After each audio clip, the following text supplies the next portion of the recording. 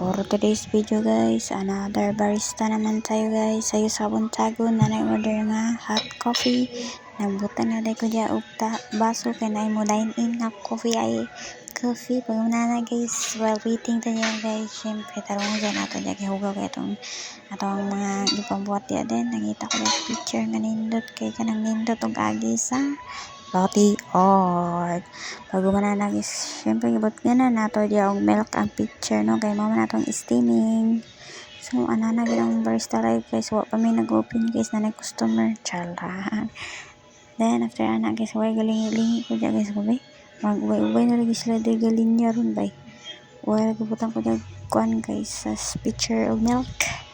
Ako na yun ang ibalik chala. So manala ito ang coffee no, so cafe pag manana guys. At napalapin sa ang coffee. Then latte art man ta siyempre tarpuan sa nato no pandaraw nato chala. Then pag mo steaming na guys, tarungon na kay steam tarungon wag kay steaming ko niya guys, kaya akong kauban guys ano siya liyo para sayo pa kayo na order ko. That's nice from dako tong halin ron bala kita ron do chala. Wag steaming ko na guys, syempre ato man tarpuhan no.